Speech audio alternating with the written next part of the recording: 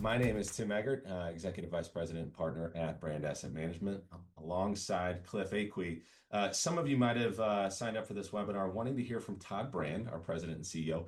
He had an event he needed to come take care of outside of this, so I am pinch hitting for him today. But fortunately for you all, he and I are both not the brains behind this investment operation. Cliff Aque, our investment strategist, is the brains behind the crypto content and is a big driver in our conversation today. And so fortunately, we've got him on this conversation. We're going to tag team it and talk about a number of different things related to crypto. Before we just get started and jump in, as a reminder, there's a Q&A section within your Zoom webinar that you can feel free to ask any question. We're going to leave 10 to 15 minutes towards the end of our dialogue to be able to speak into that. And with that, I'll go ahead and jump in. So cryptocurrencies, fad, future, or portfolio diversifier. While I can't see you, I'm going to ask you a question. How many of you have heard of cryptocurrencies? My guess is of the 70 or so that are planning on attending this webinar, nearly all of you have raised their hands, yes. And if I asked you 15 years ago, how many of those 70 had heard of cryptocurrencies, my guess would be maybe 5 to 10. And the answers to those questions are somewhat descriptive over the fact that crypto has moved from a fringe idea to an investable asset class, admittedly, whether I like it or not. And so we need to be able to speak into what we think of that. And that's the purpose of today's presentation. I am going to have to disclose this is not investment advice. So don't take this, run out and short crypto, buy crypto, whatever ETF you're considering. For now, this is purely informational and should not be misconstrued as investment advice. So with that, what do we think? Why does crypto matter now? I would say there's three main drivers overall. So first and foremost, there are some macro tailwinds that have helped crypto rise in valuation over the last few years. First and foremost, we would say rate cuts and liquidity surge. It really is fascinating as you watch global liquidity expand or contract. It can mirror the price fluctuations in cryptocurrencies. It is really fascinating. And as the Federal Reserve and global central banks embark on to a point where they're reducing and projecting reducing real yields, that can point towards Bitcoin and crypto being more attractive. There is a narrative around Bitcoin and cryptocurrencies actually being an inflation hedge. And it's interesting, over 70 public companies actually hold Bitcoin as a strategic reserve, as a hedge against currency debasement. So there are macro tailwinds driving some of that adoption. There's institutional interest that we'll talk about here in a bit regarding exchange traded funds and accessibility for regular retail investors like you and I.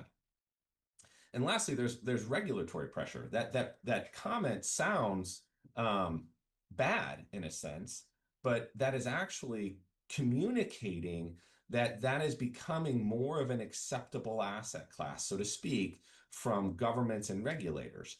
And there's been a number of milestones that cryptocurrency has accomplished this year. So you saw you might not have seen, but we saw the Genius Act get executed here by this administration in the recent last couple of months.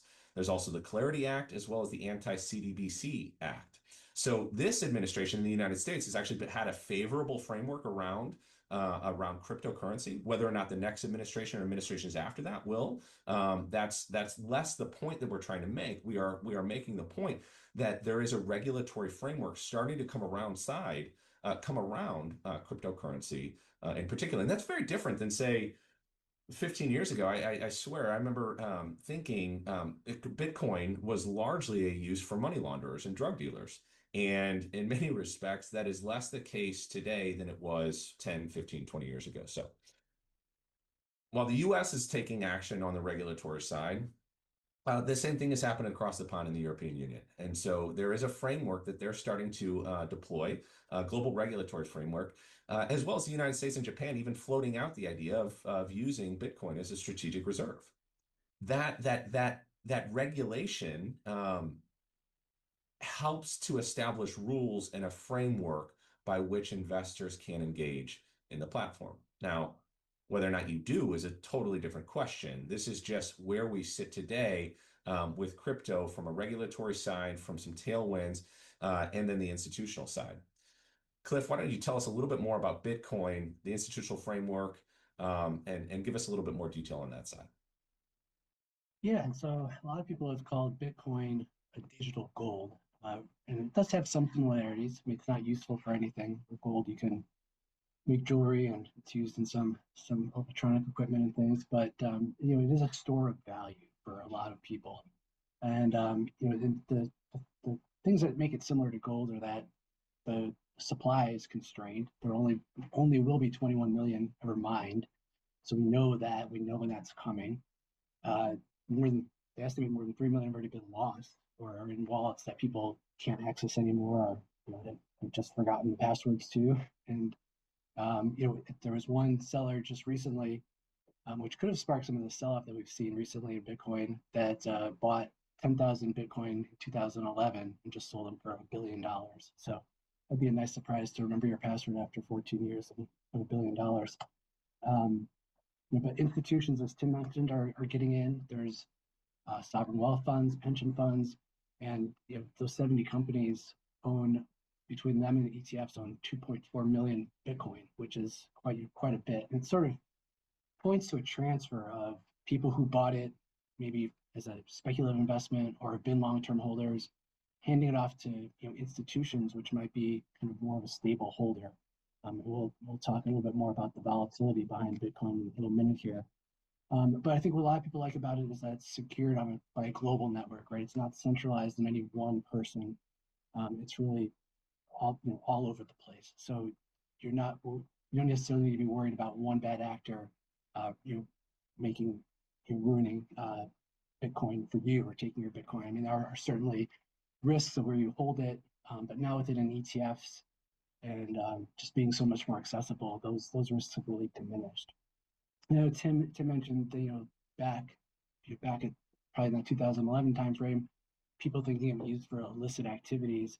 I was on a call with CoinShares, which offers some of those ETFs, and they had some stats around that. And last year, or in 2014, only 0.14% of transactions in crypto were due to illicit actors. And law enforcement actually likes people who would prefer if they were using Bitcoin because it's much easier to trace than cash. So they can actually track down, who that address, which seems anonymous, but they can actually track down, where that address is and who owns it at the end. So it's actually easier for them to track illicit activity through crypto. Go to the next slide, and we'll just talk about it. In terms of its volatility, as it's had more adoption, we have seen this volatility come down, but that volatility number is still really high, and we've certainly seen it in the last few weeks here. It was down last I looked today, 4% today already. So if you followed that blue dotted line up, Bitcoin price is actually slightly below that right now. So it's following its trend. So we'll see where it goes from here. But certainly there's been increased demand, which has driven down that volatility. And I think as institutions adopt it and invest in it, that will certainly drive down that volatility further. But this level here still showed 40% volatility, which is more than double that of what the public equity market gives us. Yeah, that part right there, Cliff, should not be understated. You said 40% volatility, right? Yeah, I mean that's where it ends, right? But that dotted line, that red dotted line, ends at 0.4, which is 40%. Yeah. But you can see back in 2020 or 2019, it hit 180%. I mean, I look back at the prices those days. It went from 5,000 to 6,000 back to 5,000. It was wild, just the swings. And I mean, what would you say the volatility in the stock market is? So just public equities, the volatility in the public equity market. You call it 15% volatility. It would be a long-term average, maybe a little lower than that, but it's interesting. So when we talk about digital gold, to Cliff, to your point, now I'll share a little bit about this later. The annualized volatility. So the volatility in Bitcoin we said was 40%. The volatility in the stock market was around 15-20%, 15-ish%. The volatility in gold, the price of gold from 1979 to the end of 2024 was 18.2%. So Bitcoin still has double the volatility that even gold does, and gold has more volatility than the equity market. So it's a flavor to be considerate of when we see that price. Volatility works on the way up. It's really fun to watch that on the way up. We just always have to be conscious of there's a flip side to that when we invest. So good. I'm glad you shared that, Cliff. Yeah, and the last kind of line item we had on the first slide on Bitcoin was uncorrelated asset question mark. And I'd say, yes, the correlation is different than traditional assets, but it varies and it swings. So it's not, I mean, it is a diversifier in a way, but not in the way that you maybe expect it to be, because sometimes it's risk on and sometimes it's a store of value. It just, as you can see by this chart, this is kind of rolling 90-day correlation. It can be positive or it can be negative. It's just, it varies quite a bit. So it may have a place in portfolios, but it only has a place for somebody who can stomach big swings potentially. Glad you said that, Cliff. Like that's the part, like when you're building a portfolio, you are trying to find the goal in portfolio management is more return with less risk with every single piece. So there's an inherent relationship between risk and return. And our goal is adding pieces that will deliver more return commensurate with the risk that an investor is willing to take. And when you see relationships like Bitcoin that you really can't rely on over long periods of time to deliver an uncorrelated return, it's very difficult for most investors in their portfolio, I would say, in aggregate. And so this is an interesting chart to show that correlation or an uncorrelated asset of Bitcoin to stocks, you really can't depend on it completely. Fair, Cliff?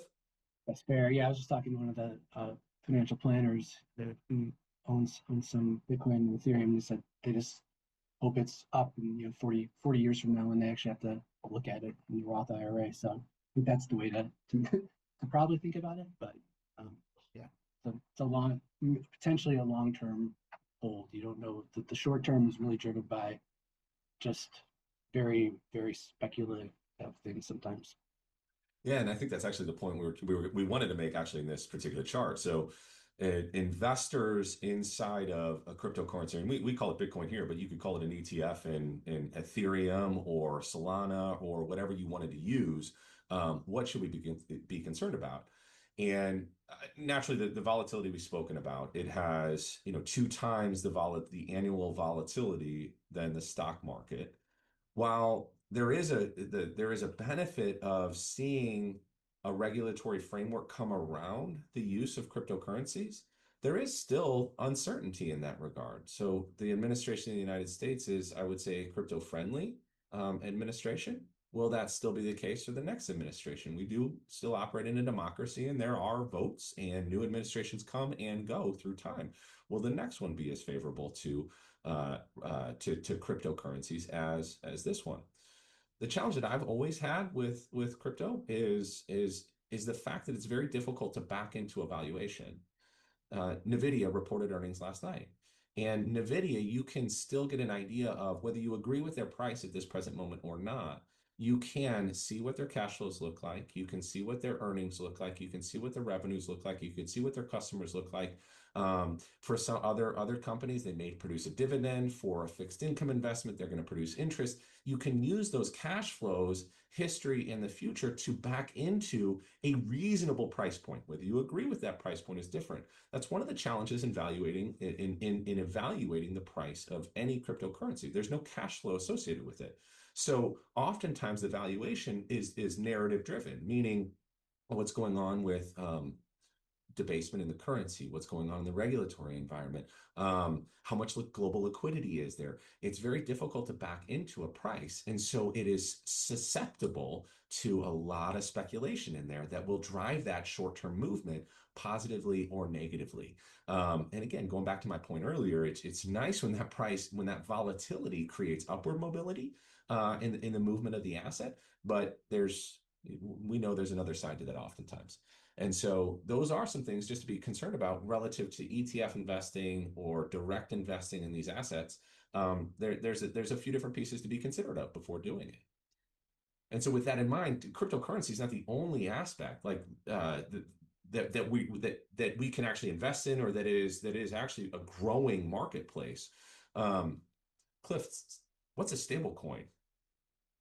Yeah, no, and I think what the point that I was going to make on Bitcoin, which leads directly to the stablecoin thing, is that actually 86% of holders are actually in non-developed countries. So if you think about that, only 14% of holders of Bitcoin are in like the US or Europe, or the developed economies, Japan. So to me, was a pretty shocking statistic, and kind of pointed to, well, a lot more money could flow into Bitcoin potentially if there's more adoption. But given the volatility of Bitcoin, there's people who say, okay, I want a place to put my money, but I don't want to swing 40% tomorrow or next month.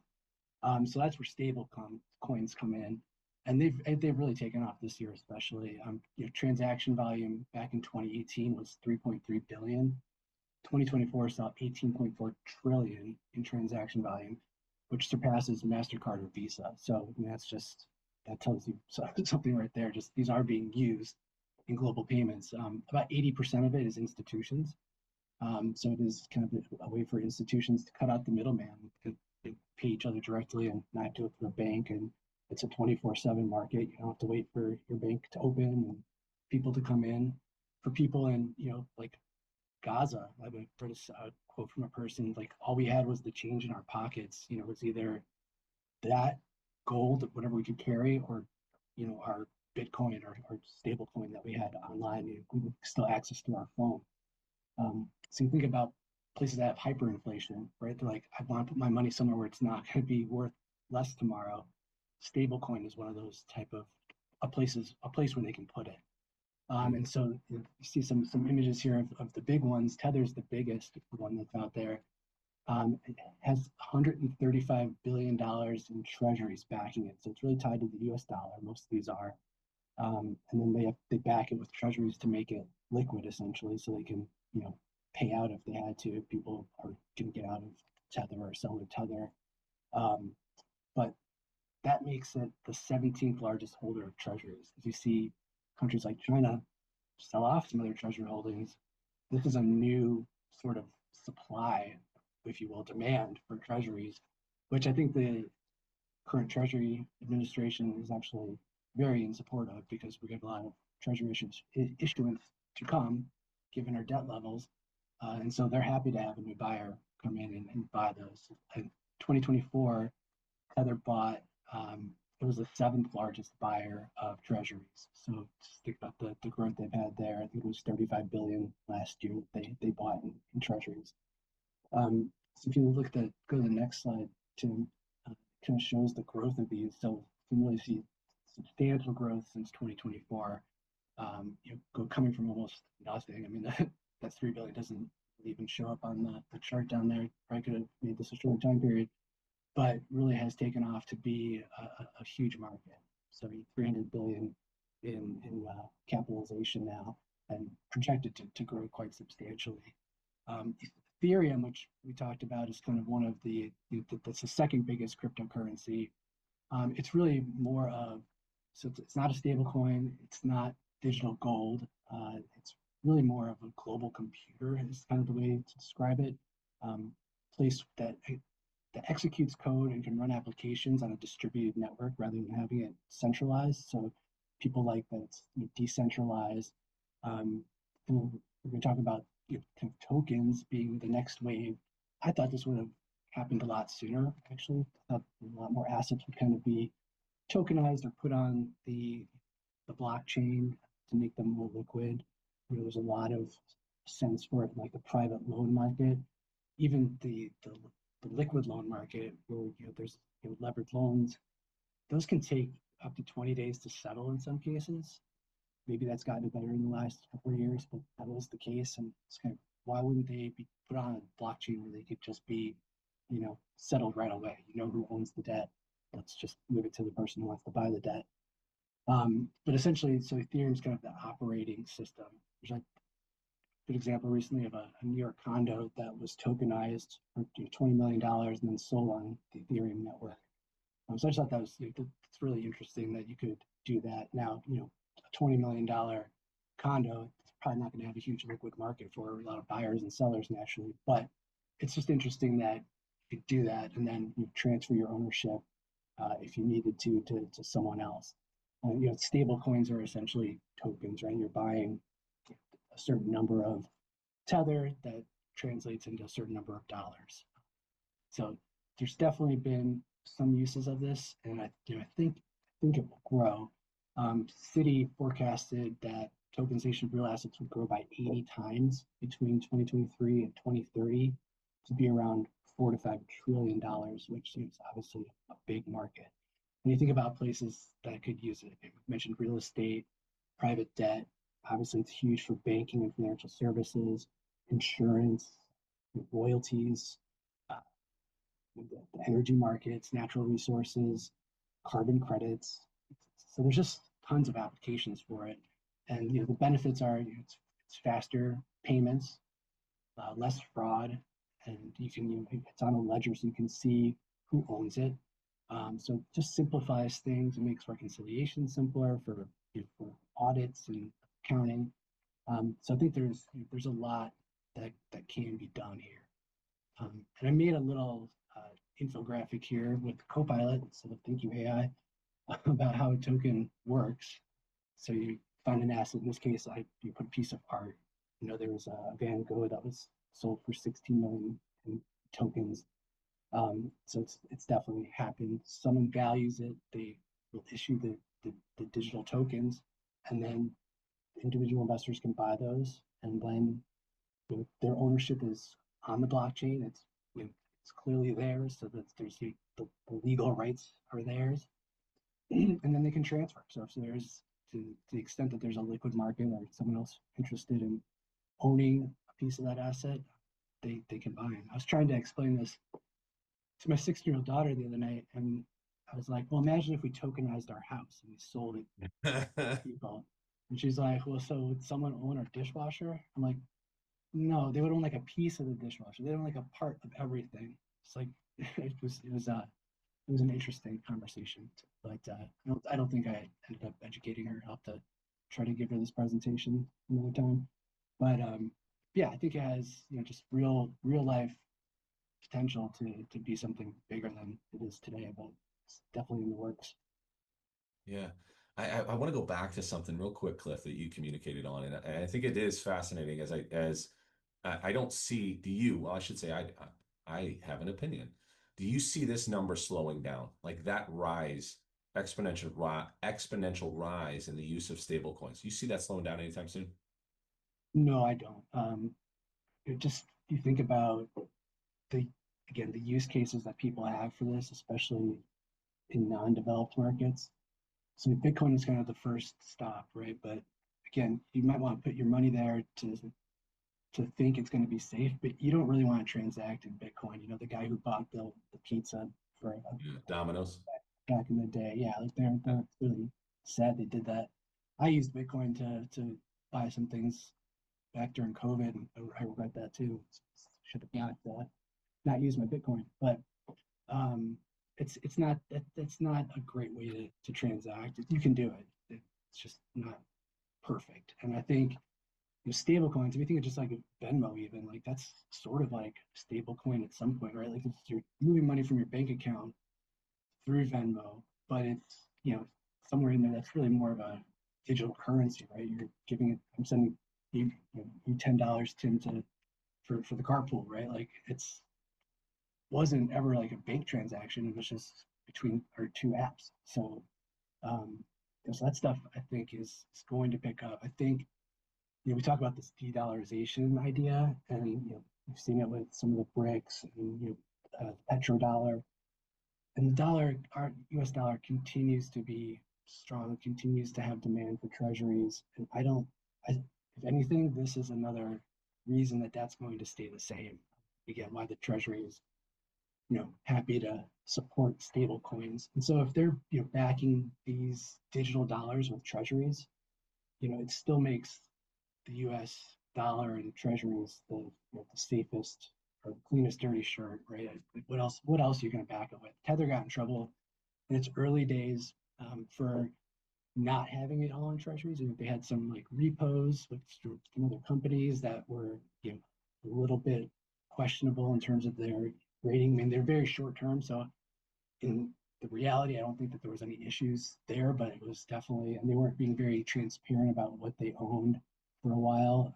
I think that's all kind of been cleaned up, and they're very happy. I mean, they made, I forget the number, it was like $18 billion last year, just because basically they're just collecting the interest on those treasuries, right? You're getting your dollar back. You're happy about that. You put a dollar in, and now you can use that dollar for whatever you want.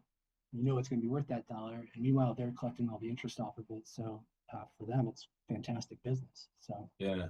And I remember thinking, we used to, we don't as much anymore, but 3 to 6 years ago, I was getting a lot of questions around, the United States dollar and its role in the world. And is that declining? Is that declining? And there were fears around that time of China really reducing the amount of purchases that they're making on United States debt. And are they going to start to reduce their ownership in our debt? And if that happens, this is a brand new market that has opened up. To your very good point around folks in non-developed countries with limited access to banking resources, here is a digital currency where there's the ability to own and purchase our debt. And so it opens up a brand new market, which I think is one of the reasons why the administration and I don't think it was just purely the present Trump administration. I think that's been a clear picture for whether it was the Biden administration, Trump administration before that. There's been a clear picture where this is an attractive market and opportunity set for the United States to have another buyer of our debt and manage our interest rate risk in tandem with that. So again, this is very different than cryptocurrencies.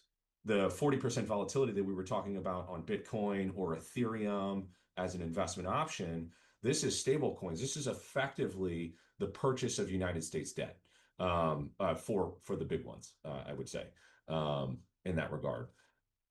yeah, Cliff, and I'd say there's on the slide it says there's counterparty risk, but you have to make sure if you're using these that they're actually backed by something. So that's why it's good that Tether is more transparent. It shows what they hold in treasuries. That it's not an investment. It should never go up. It should be like more like a money market type of idea. Not even a money market. You're not getting interest. It's more of just like a place to put a dollar that you can be confident it's going to be worth a dollar. Whenever you need to access that dollar.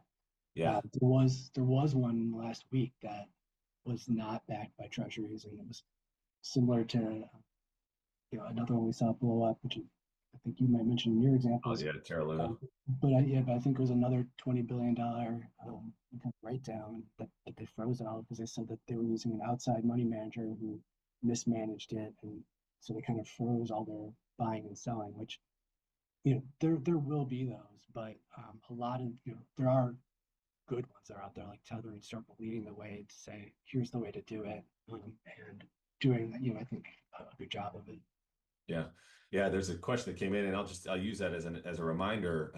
There's a question and answer. We're prepared to answer questions. Whether we do those accurately or correctly or elegantly is to be determined. But there is a question and answer session open, and one of the questions that just came in was, what is the volatility for stablecoins and digital currency and digital money? What is the volatility for stablecoins and digital money?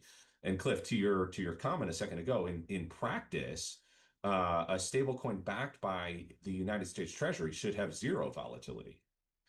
In reality, there are some circumstances where there have been failures on the stablecoin side. So there was one, Terra Luna had a stablecoin crash in 2022. That was supposed to have been backed 1-to-1 by the United States dollar, but their algorithm had failed. And so that was an example where it didn't create that one-to-one relationship, and there was obviously some volatility associated with that. But in practice, stablecoin should really have next to no volatility because it's effectively the dollar. Cliff, any comment on that? No, I think that's perfect. Yeah. Yeah. And another question that used to be talking about was just proof of work versus proof of stake. So proof of work was what Bitcoin mining does, where uh, the miners have to process very complex, uh, basically Algorithm. cryptographic puzzles, yeah, to earn a little piece of Bitcoin. Whereas proof of stake is considered faster, less intensive, but the miners have to actually put up collateral. So if they're a bad actor, they could lose that stake. So, um, I'm not an expert on those inner workings, but that's the kind of high level how I understand it. Um, Yes. The question was, can you speak to the difference of cryptocurrency that is proof of work, Bitcoin, and proof of stake, Ethereum, and if that is a consideration in an investment. So Bitcoin, it's a complex mathematical equation that's going to require, it's going to be very energy intensive, right? So you're going to be paying for the energy. On the Ethereum side, it's quicker, faster, but you've got to put up capital to ultimately get that. And so, Cliff, were you gonna answer the question if that is a consideration in the investment? so I don't think so, but the what I will say is, and it's a question I've had that I don't feel like I've satisfactorily answered it yet. It's kind of like, okay, we're only going to have 21 million Bitcoin. Miners are compensated for mining those Bitcoin, which it's gotten slower and slower as we lead up to that date, which is I don't think it's still another. Do you know it's in 20 years away? Forget the year. Yeah. 10 years away. What? 10 to 20 years away. Yeah. When you're Um, when they're all mined. when they're all Yeah. mined. So what's the benefit to anybody? There's no miners anymore, right? There's nothing to mine. So does that erode some value at some point? I don't know. I think it's still a supply demand issue for Bitcoin. It's worth what the next guy wants to pay for it. So there's nothing behind it. You know how many there are. It's just how much people think they're worth. Yeah. Well, so we've talked about tokenization, stable coins, and that is a little bit of the risks and the regulatory watch. Forgive me. There are still frauds and scams that are out there. That is still true. I would say probably less than I can recall 10 to 15 years ago, but that doesn't mean that they aren't still out there. The custody risk is another big one. I'm sure many of you remember Sam Bankman-Fried and the FTX collapse. It made worldwide headlines. Bankman-Fried went to jail. I think he might have just gotten pardoned, actually. But that was a major crypto exchange, FTX, that failed. He was misappropriating. He was found to have misappropriated customer deposits. That was one of the biggest crypto exchanges that there was on planet Earth. I remember Tom Brady did a commercial for him. Like it was a well-known crypto exchange, and it failed in 2022 and actually left a lot of folks in the cold. And so you've got to be conscious of the custody risk. I mentioned the tech failures with Terra Luna and the stablecoin that was associated with that. So there was a failure in that where just the algorithm had broken down and wasn't able to recreate the one-to-one relationship between the algorithm and the U.S. dollar. There is liquidity risk that we've talked about at various points. So like I can take my dollar, my piece of paper dollar, and I can go buy um, half of a cup of coffee. If I take $3 or a third of a cup of coffee, if I take $3, I can buy the full cup. But I can take those dollars and I can go purchase something. If I've got stable coins, I can't go actually use that right away to go purchase gas or to go purchase. So there is a liquidity element to that. And then lastly, again, I don't want to belabor the point. We've already mentioned it a number of times already. This administration is favorable on the regulatory side, and there is more regulation around it, which is actually pointing towards a more of a sustainable, so to speak, asset class. But we don't know what the future holds in terms of what future administrations or future regulatory bodies how they will treat stable coins as well as cryptocurrency in general. Um, So that's on the stablecoin side. Cliff, were you going to say anything on that point? Okay, cool. Um, there's also a number of fads that we at least we would have felt foolish if we didn't mention at some point in our conversation. I'm sure a number of you have heard of NFTs, non-fungible tokens, meme coins. A lot of those have been, I would say, the rage. Where in my personal and frankly professional opinion, um, I genuinely think these aren't anything to mess with when we're talking about meme coins and NFTs in general. They're largely tokens that are created as jokes and internet stunts. You can see massive rises, increases in the valuations on these things, and ultimately most of them end up at zero. And so there's no cash flows, there's no utility, there's no governance over them. Dogecoin's a big one that we often hear. If you see Elon Musk on X, he is oftentimes will mention that. There's been a few of these that have made the rounds.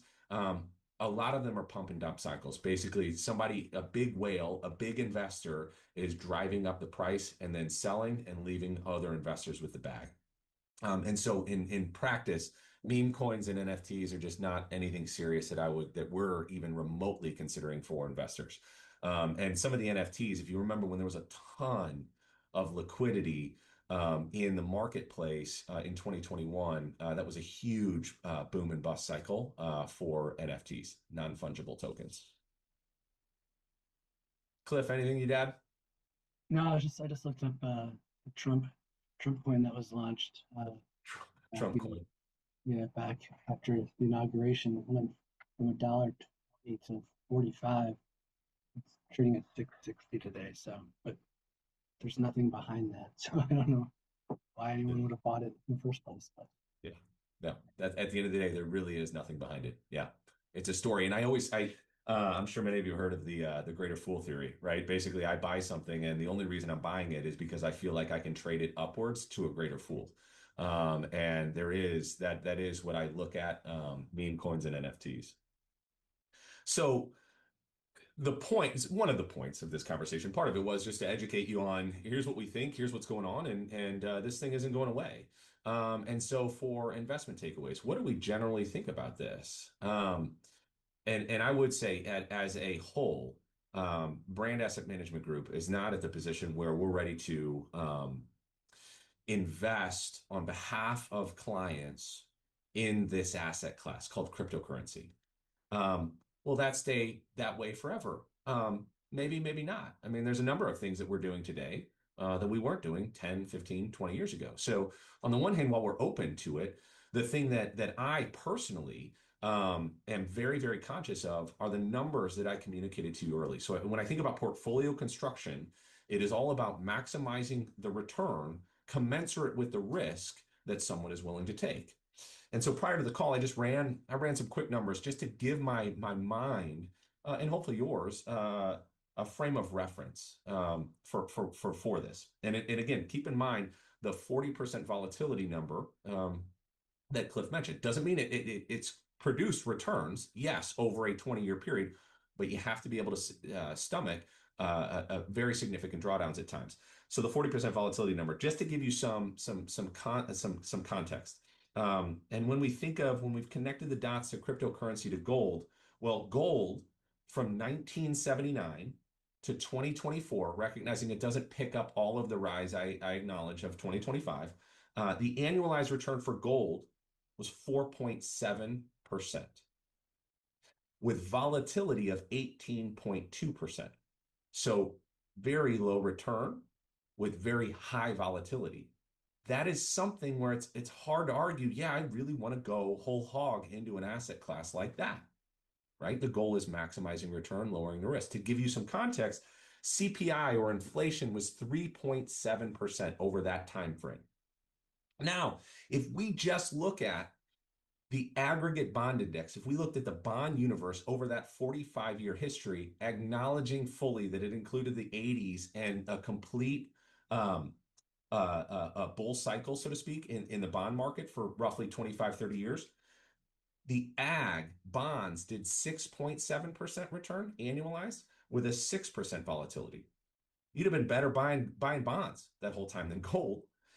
The S&P 500, which is stocks, the largest 500 in the US, did 11.7% with 15.3% volatility. So the context here is our goal is always with anything portfolio construction is to maximize return, lowering the risk.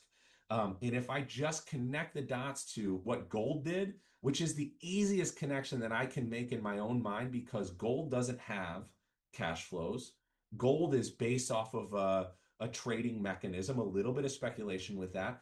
I connect the dots to Bitcoin as well. Well, if that is purely an inflation hedge and I look at the volatility, gold didn't do so great over the last 45 years, frankly, relative to other asset classes that you could have invested in. And so strategic exposure over the long haul, can there be a place for it? There is a place, there can be a place for it. I'm fully acknowledging it. It's clearly an investment asset class over the last decade. It is no longer a fad. If there were serious considerations for it, we would anticipate a smaller allocation towards that. Dependent upon the individual investor's goals, their needs, their cash flows, their time horizon, all of those sorts of pieces. But you've got to be very conscious. And I think if you follow in the news, you would anticipate and be conscious of very high volatility. While you can make great wealth on it, you also have to be able to stomach significant drawdowns in that price point through time. You've got headline risk, and then also, again, we've mentioned this on a number of occasions, there's just no clear income stream or valuation framework. So it's very difficult to back into a price. It's a lot of emotions around it and supply and demand, so to speak. Cliff, any comments? Any corrections you'd make on me, pal? Nope, you're perfect. Yeah. Well, good. So, all right, so we've got roughly 15 minutes left, and there are a number of good questions here. Feel free to dive in with more. Cliff, I will catch up and read a couple of these. Any that pique your interest on answering there?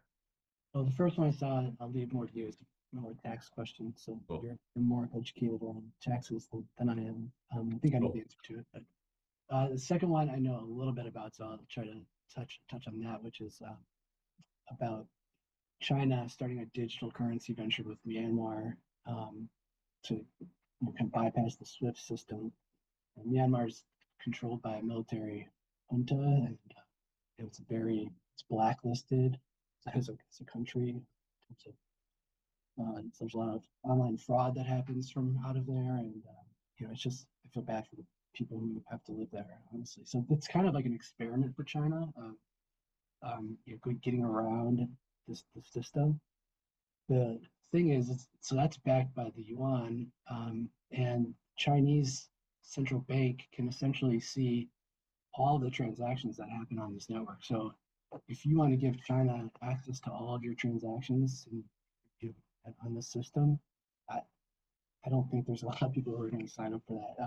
Myanmar is currency starved, so they'll take anything they can get probably from China. So I'd say it's an experiment from China, but it has not been widespread. I don't really know about other foreign cryptocurrency ventures. I mean, there obviously are others. Tether's not even based in the U.S. And then there's the federal government considering adoption of a digital currency system as part of the same question. Yeah, I'm actually sure they are. It's just a question of how that all will work and who controls it, and do people want that, right? Part of the thing that people like about the cryptocurrency space is that it's not controlled by anybody, so it's decentralized. So they prefer that instead of having to be reliant on, a central bank or a government to say, oh, this works for now, and then we can take it away. So, whereas something that will just work, and sure there can be regulations around it, but it's outside of government control. Anything you'd add there, Tim? Or do you know more about the China story? No, I think you did good. You want to answer that last one there? Would you consider holding cryptocurrency through an exchange like Coinbase or within cold storage like in a hardware wallet? So yes, so I've had a Coinbase account for a long time. Sadly, I sold most of my Bitcoin $35,000 because I needed some cash. Yeah, I think that it's pretty easy to use. It's not cheap. Like there's true transaction fees anytime you wanted to buy or sell, which I always bristled at. And so when ETFs came out, like to me, that's the best way. Those are the ones you're interested in, the main ones to mention: Bitcoin, Ethereum, Solana. Those are kind of the easy ways to access or have ownership and have it be liquid. If you hold it, on a wallet, you have more control over that, right? But then A, you don't want to lose it, and B, don't ever forget your password or misplace it, or anything that can happen, or put it on a USB thumb drive, like gets magnetized and it's gone. There's lots of things to be worried about doing that. But exchange like Coinbase, there's another exchange that just filed to go public, Kraken, which has really taken on everything. You can trade ETFs and stocks on there with no fees. And that one's going public. A lot of you actually probably own a little bit of it through private shares if you own that fund with us. So that'll be an interesting one to watch. It just made a crazy, its revenue like last quarter was just crazy how much money they made quarter over quarter. I think it grew 100%. So it's pretty time for them to go public. So I think there's still demand for the exchanges for sure. Any place that'll make it easy to buy, sell, trade crypto and other assets. As I talked about, tokenization, other things could be put on these exchanges. So yeah, I think that there's good ones out there, and the bad ones have kind of been shaken out, or it will be over time. Yeah. Thanks, Cliff. So can you address the options for charitable giving with a crypto asset that is significantly appreciated versus tax implications of selling it? And so full disclosure, I do not have the 3-letter acronym of CPA behind my name. So do not misconstrue this as tax advice. No, I do believe assets of like a digital currency, or if you own that through an ETF, those can be utilized for charitable donations and pick up a tax deduction if you were in a situation where you might itemize. If you were to sell that asset rather than gift it away, there is a capital gain implication associated with it. So I would view that, in particular the ETFs, those are easy. Those are to the point we were making earlier. It's a little bit easier and more liquid and more manageable on various exchanges to donate or buy, sell. I would treat it like any other ETF in that regard, from a donation versus a capital gains perspective. I have to imagine if you owned it through like an exchange that, so it wasn't tokenized, right? It's not easy to trade. I'm sure a lot of charities have Bitcoin address where you could send them money. So if you transferred money from your exchange to them, I'm sure there's probably an address that they have set up, because this has been a spot where people have made a lot of money. So yeah, I'm sure there's a way. The big players like Schwab and Fidelity should have answers for that.